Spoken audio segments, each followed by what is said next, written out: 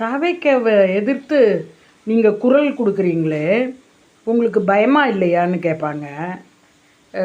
தற்குறிங்க சிலது எனக்கு கமெண்ட்டில் கண்டபடி தான் போட்டாங்க. அதுக்கு ஆக்ஷன் எடுத்தேன்.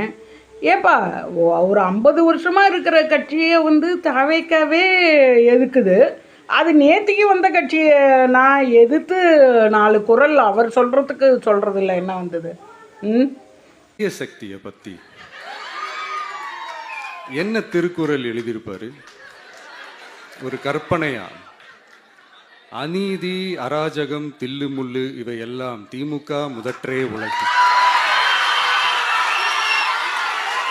அதாவது தன் குடும்பத்தை பார்க்காமல் தன் சட்டையை அவிர்த்து சுற்றும் தற்குறிகளை பார்த்தால் உள்ளாரும் ஆறாதே கரூரில் 41 பேரை சாக அடித்த விஜயை பார்த்து. விஜய் அவர்கள் ஒரு குரல் சொல்லுவாராம். சும்மா ஒரு முதல் குரலில் மட்டும் எடுத்து எத்தையோ சொல்லிட்டு போவாராம். ஒரு கட்சியே டேமேஜ் பண்ணுறதா நினச்சிப்பாராம்.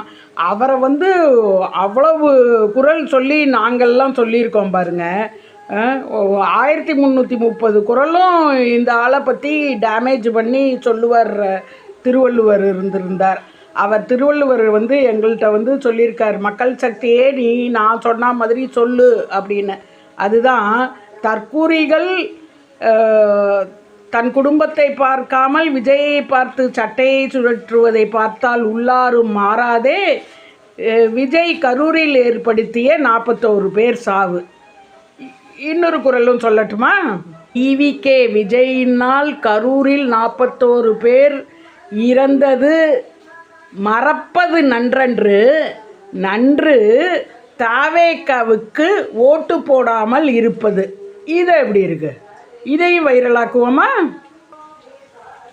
பேசினா ஒரு ஆக்கப்பூர்வமாக பேசுங்க. இளைஞர்கள்லாம் என்ன பண்ண வேண்டும், இளைஞர்கள் எப்படி இருக்க வேண்டும் அப்படின்லாம் உங்களை ஃபாலோ பண்ணுறவங்களுக்கெல்லாம் நிறைய அட்வைஸ் கொடுங்க.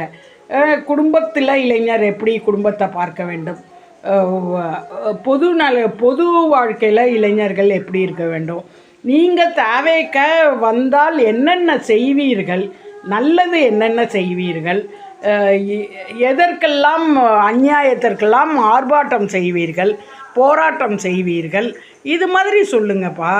நீங்கள் ஒரு கட்சியை டேமேஜ் பண்ணுறதா நினச்சிட்டு, ஆனால் அந்த கட்சிக்கு பி டீம் நீங்கள் தான்.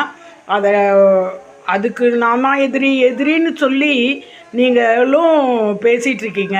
அடிகளும் வரலாம், யார் கீழ்நிலைமையிலேருந்து உள்ளவங்களும் அரசியலுக்கு வரலாம்.